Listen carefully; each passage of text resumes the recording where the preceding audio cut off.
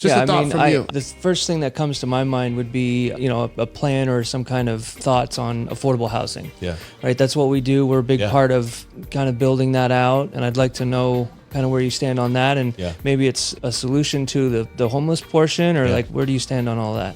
I am pro affordable housing. Love that. Next question.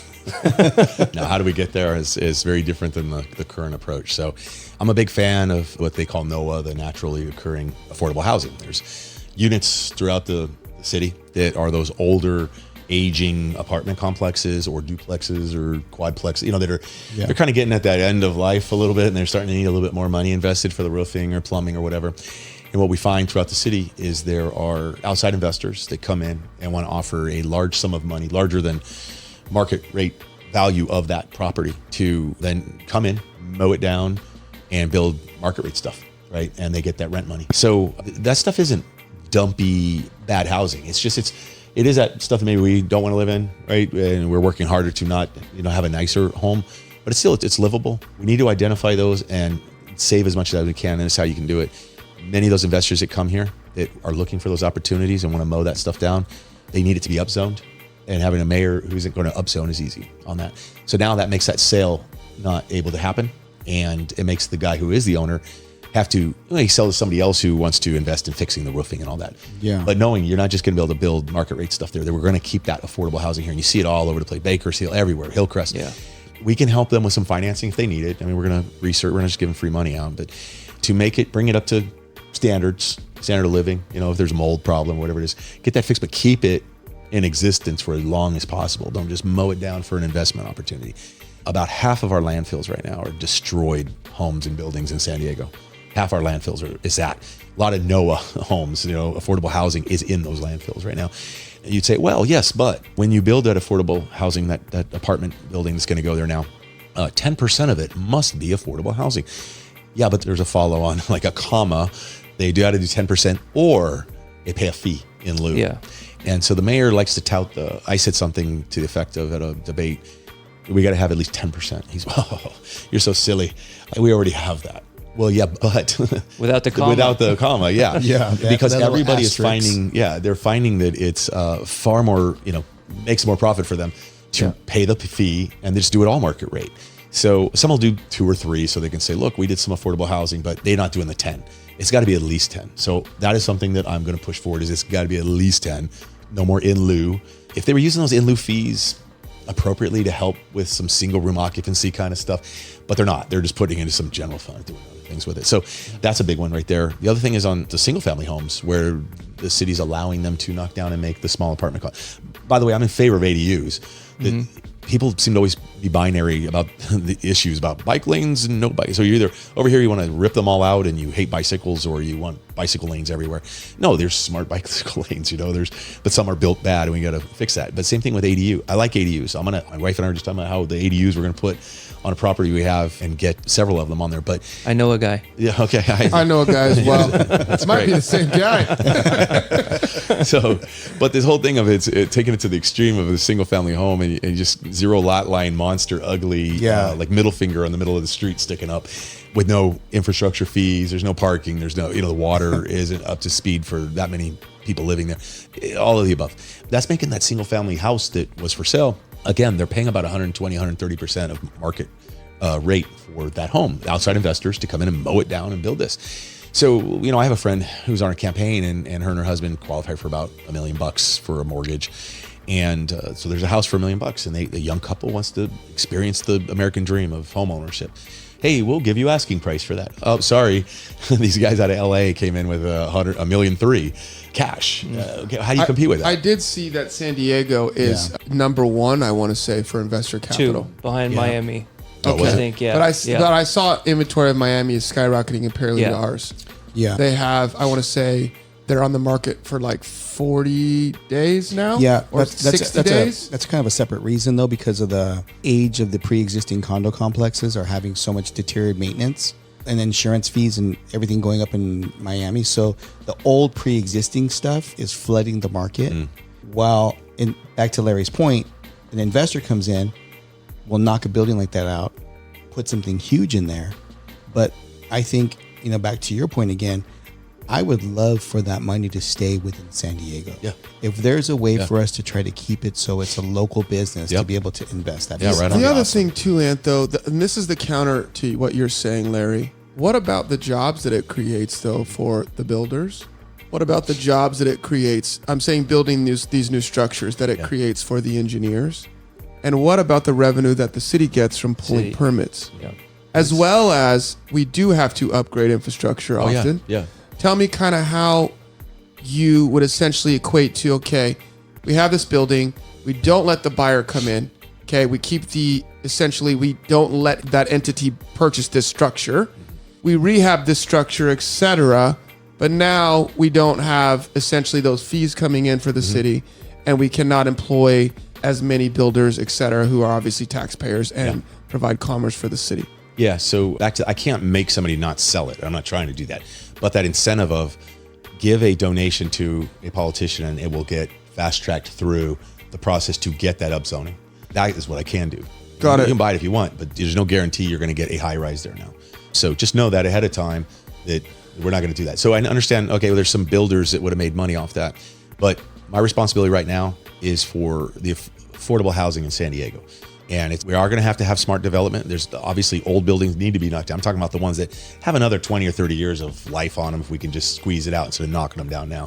So for the San Diegans that are here now, I'm trying to make affordable rent for them, trying to make purchase opportunities as much as possible. That goes into some of the new development I can tell you about in a minute. But if we are going to keep housing affordable, it's going to be existing housing.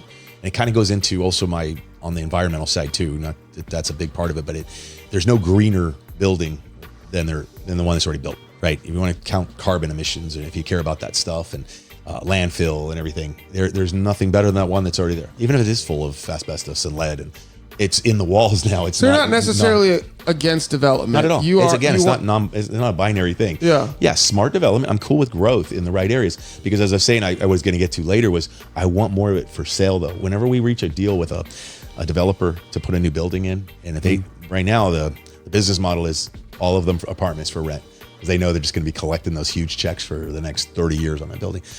I want a percentage of them to be condos that are for sale. Again, I want to see local San Diegans have that opportunity to build that nest egg, and for generations before, it's always been your home. You know, regardless how tough times were, you were building equity in something. Yeah, it's so interesting because, I'm a developer and I'm incentivized by a couple things. A, I want to do good at my job. I really enjoy the process of developing. I want to be productive as a human being, right? I want to make money, 100%.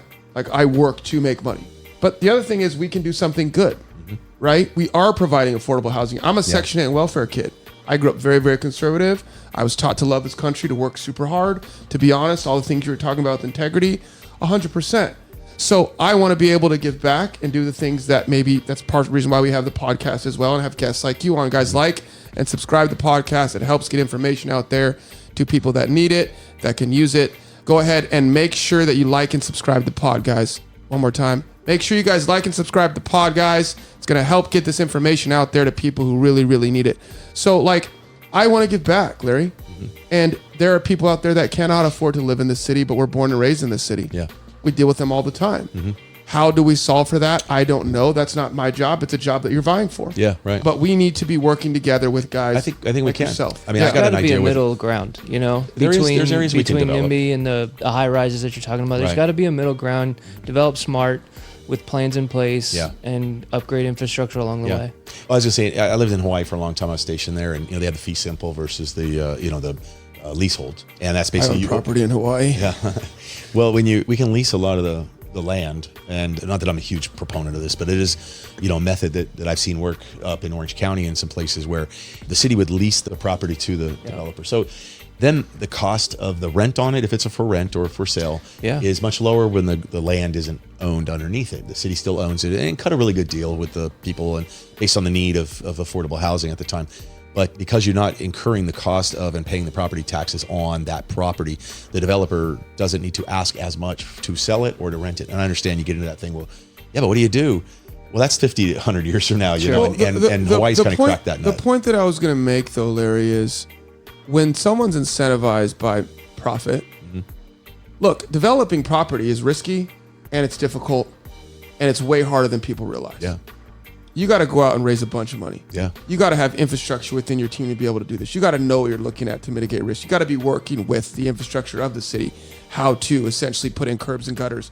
There's a lot of risk, work, energy, experience that goes into this.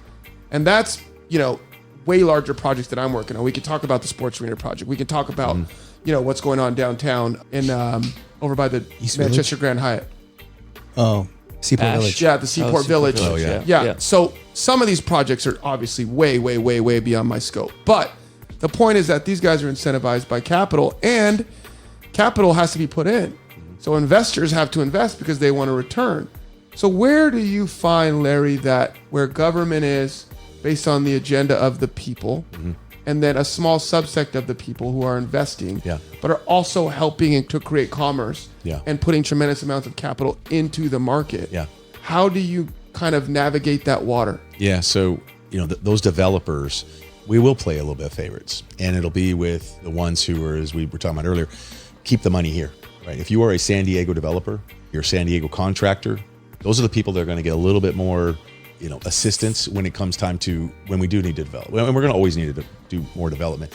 But instead of those outside developers coming in from out of state, that they're buying cars in Arizona or Nevada or wherever they came from, or Orange County, Exactly. And that money can stay here.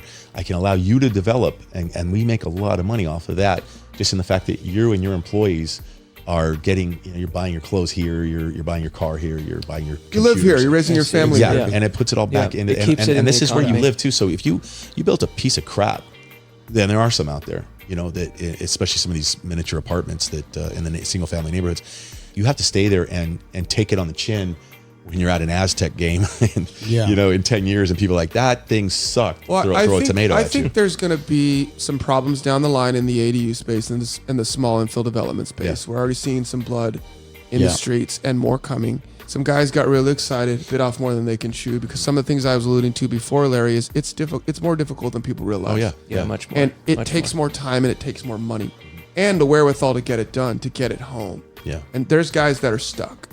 So we're going to see some of that coming online.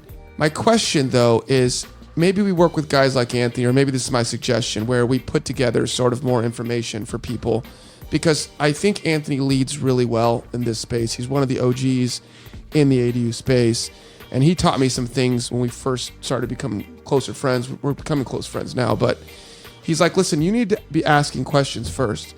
You don't go into a market like Kensington, right, and go build an apartment building. It's an older market. There are older type people that live there. It's more quaint. Historic neighborhood. It's a lot of historic property there. Yep. You don't come in and just slam 30 units or 20 units or however many. You got to kind of fit into the vibe. We went to Marcus and Millichap recently and essentially educated some of the agents there. And we talked about that because I think the approach matters. I've been on the other side of being like, oh, you're a guy who just comes in and essentially, takes advantage of people, et cetera, et cetera, et cetera. That was, first of all, I was shocked. That had never been in my thinking at all. I was like, this is an awesome opportunity. I'm going for it. That was as far as I thought it through. And it took time and experience to realize, oh my God, this is affecting people. Yeah. You have to realize too, like the way the pendulum swings. So Claremont is a good example. There's a 17-unit building being done in a court inside Claremont, all single family, and somehow they got 17 ADUs approved. Claremont is a hot button for sure. But Yeah. so what ends up happening is that you'll end up getting a knee-jerk reaction, where all of a sudden now you have a community say, not in my neighborhood. And so the whole intent of having 1, 2, maybe even 3 additional units onto that property just went out the window, because they see this 17-unit behemoth going in a place that doesn't really belong. Well, the market's always going to speak too, which is, again, that's why I asked the question of Larry, because of representing the government, right? The market's going to speak. The lenders are going to come in and say, where's your parking? They're going to say, why are these deals falling through? Why aren't people able to sell these? Why aren't our ARVs there? Where's your parking? I think so. the If great you have idea no that he has parking, the those- market will push back, and the debt Yeah. will start getting more Yeah. expensive, and it was going to start being hard to pencil these projects. So then, eventually, to Larry's point, the cost will come down because people are overpricing these buildings because of the dirt, because of the potential to build. But now you're underwriting to no parking. I'm stacking. But then when the market starts pushing back on you, all of a sudden these deals don't pencil.